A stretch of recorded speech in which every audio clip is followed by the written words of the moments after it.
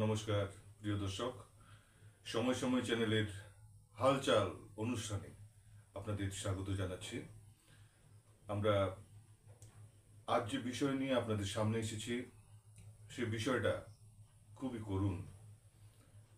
আমরা গতদিন রাজনৈতিক বিষয়ে আলোচনা করেছিলাম, কিন্তু এমন একটা বিষয় আমাদের সামনে এসেছে যে আমাদের খুব খারাপ লাগছে বিষয়টা নিয়ে চর্চা করতে। এবং সেটা হচ্ছে বিদ্যুৎ স্পৃষ্ট হয়ে বিদ্যুৎ কর্মীর মৃত্যু। তো অস্থায়ী বিদ্যুৎ কর্মী বা শ্রমিক বলতে পারেন, একটা মর্মান্তিক ঘটনা গতকাল আমাদের কাছাড় জেলার কাশীপুরে ঘটেছে। আপনারা সবাই জানেন যে ভারতমালা প্রজেক্টের জন্য লাইন ইলেকট্রিক লাইন স্থানান্তর করার কাজে নিয়োজিত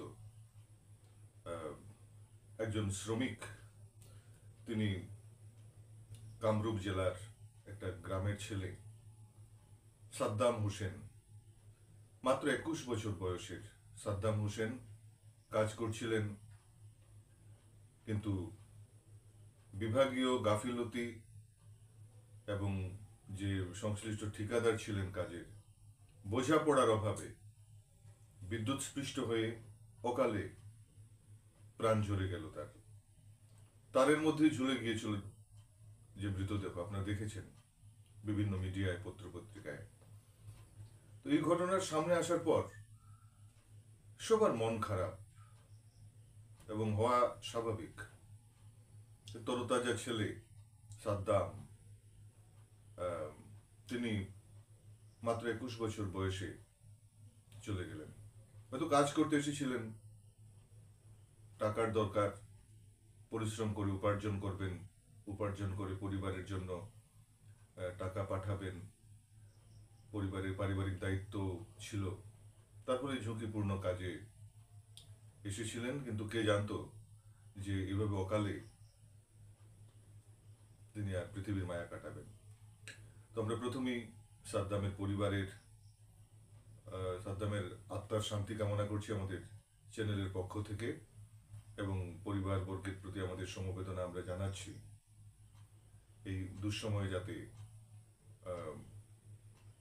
সর্বশক্তিমান তাদের চলার শক্তি প্রদান করেন, সেই শুভেচ্ছা আমরা জ্ঞাপন করছি। এমন কিছু কথা এখানে উঠে আসবে, চর্চাতে আসতেই পারে যে খামখেয়ালিপনা, বিভাগীয় খামখেয়ালিপনা। প্রিয় দর্শক, এমনিতেই এখন যারা সাধারণ মানুষ, তাদের জীবনের কোনো গ্যারেন্টি নেই, কাজের কোনো গ্যারেন্টি নেই, পেশাগত গ্যারেন্টি নেই, এবং ঠিকাদার বা কোনো যাদের ঠিকাদারদের সঙ্গে যারা কাজ করেন, ঠিকাদারি স্বার্থই বড় হয়ে যায়। একজন মানুষের মৃত্যু বড় কোনো ব্যাপার হয় না অনেক সময় ঠিকাদারি স্বার্থের জন্য, সেটা খুব অপ্রিয় সত্য। তো সাদ্দাম সেই পর্যায়েরই একজন সাধারণ ছেলে। সাদ্দামের মতো অন্য কোনো নামের, অন্য কোনো বয়সী লোকও যদি থাকেন, তারা সাধারণ মানুষের প্রতিনিধি, যাদের জীবনের কোনো গ্যারেন্টি নেই।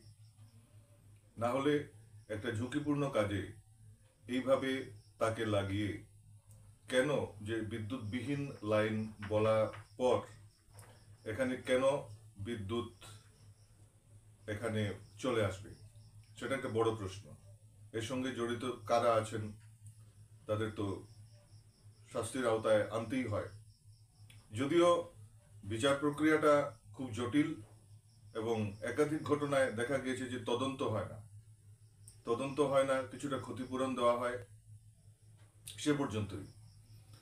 সাদ্দামের ক্ষেত্রে কি হবে আমাদের জানা নেই, আমরা এর চেয়ে বেশি কিছু বলতে পারবো না, ভবিষ্যৎ আমাদের কাছে অজানা। কিন্তু এরকম হয়ে আসছে, কাছাড়ে একাধিক ঘটনা ঘটেছে এইভাবে। গুয়াহাটিতেও ঘটেছে, গুয়াহাটির একদম মেট্রোতেও ঘটেছে, প্রায়ই ঘটে। কোনো খবর সামনে আসে, কোনো খবর আসে না মিডিয়ার। তো প্রশ্ন ওঠা স্বাভাবিক যে এরকম আর কতদিন চলবে?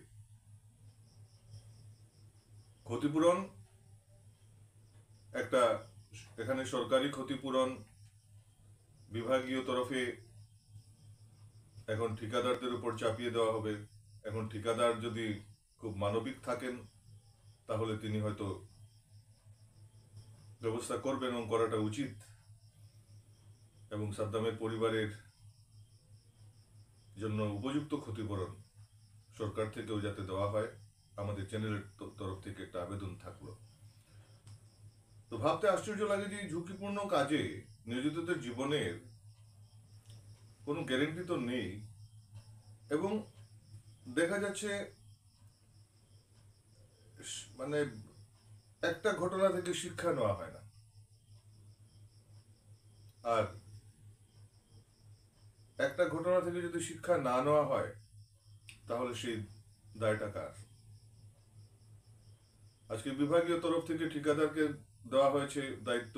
ভারতমালা কাজ একটা বিরাট কাজ, শত শত কিলোমিটার রাস্তার কাজ হবে, পুরনো লাইনগুলো উঠে নতুন লাইন বসবে, নতুন তার লাগানো হবে, বিশাল কাজ। তো বিশাল কাজে সাদ্দামের মতো যাদের মৃত্যু হয় তারা হয়তো একটা পোকামাকড়ের মতো ট্রিট করা হয়।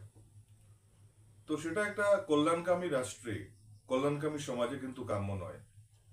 কারণ যে সাদ্দাম বা সাদ্দামের মতো সাধারণ মানুষ, রামশ্যাম যদুমধু যে কেউ হতে পারে, তারা কিন্তু একজন ভোটার হিসাবে এই দেশের সম্মানিত ভোটার, তাদের পরিবারও এদেশের সম্মানিত নাগরিক, কিন্তু বিনিময়ে তারা তাদের জীবনের আপনারা অবস্থাটা দেখুন। তো এই যে পরিস্থিতি বদলাতে গেলে একটা কঠোর শ্রম আইন বলবৎ করা জরুরি। শ্রম আইন অমান্য বিভিন্নভাবে হচ্ছে, বিভিন্ন প্রতিষ্ঠানে অহরহ হচ্ছে। আমাদের কাছাড় জেলায়, গোটা আসামে, ভারতে মানে অসংখ্য ঘটনা লঙ্ঘন, শ্রম আইন লঙ্ঘন করা হচ্ছে, শ্রমিকদের ছাঁটাই করে দেওয়া হচ্ছে একদিনের নোটিশে। এরকম ঘটনাও ঘটছে। একদিনের নোটিশে 12 জন 15 জন কর্মীকে ছাঁটাই করে দেওয়া হয়েছে, এরকম ঘটনা শিলচরেও হয়েছে। মৌখিক নোটিশে কর্মী ছাঁটাই করা যায়, এবং স্থায়ী কর্মীদেরও মৌখিক নোটিশ দিয়ে সরানো যায়, শিলচরে হয়েছে ঘটনা। এরপরও সংশ্লিষ্টরা বুক ফুলিয়ে সমাজে চলে,